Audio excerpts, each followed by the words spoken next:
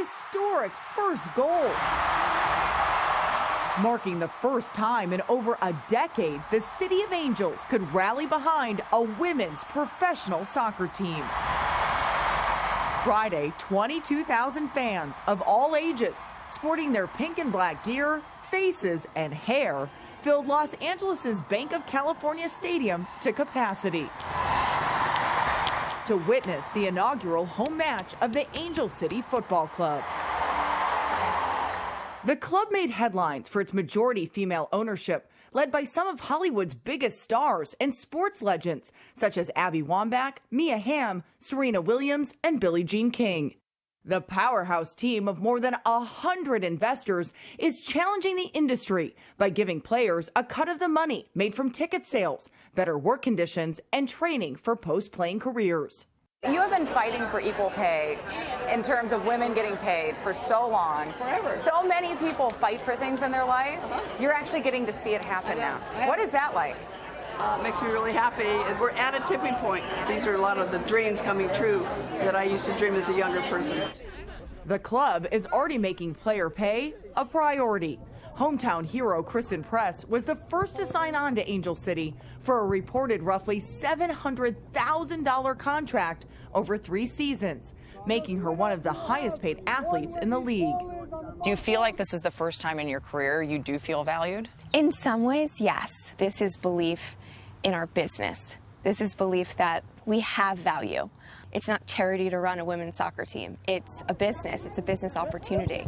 And I think that is inherently different, and it feels different. The team is looking to have investors act more like founders and engage at every level. One of those co-owners is Olympic gold medalist and gymnast Shawn Johnson.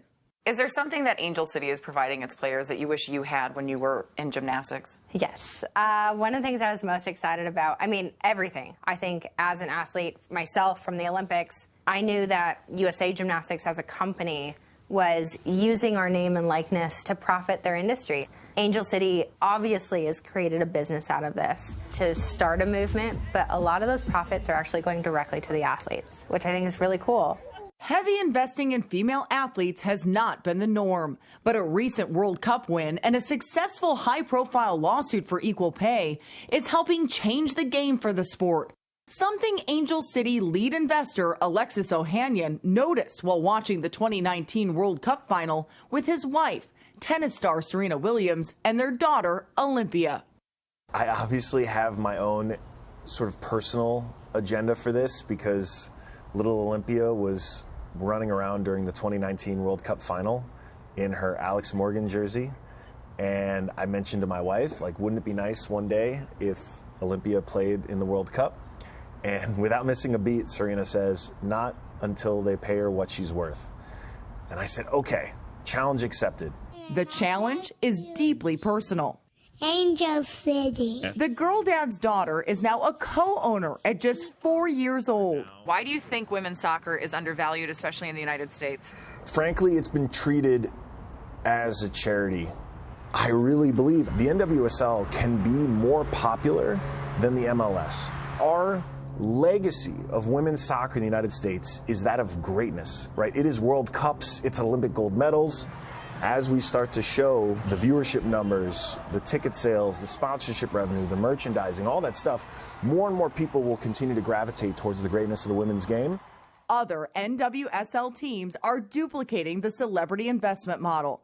Tennis star Naomi Osaka invested in North Carolina Courage, and the Washington Spirit are partially owned by Chelsea Clinton and Jenna Bush Hager. But to make all this work, Press says it comes down to one very basic sports concept. Where do you think it goes from here? What's the goal at the end? I think for me, the goal is to win. The most impactful thing we can do for the world is to win, because that's how they listen. For CBS Mornings, Jamie Yukas, Los Angeles.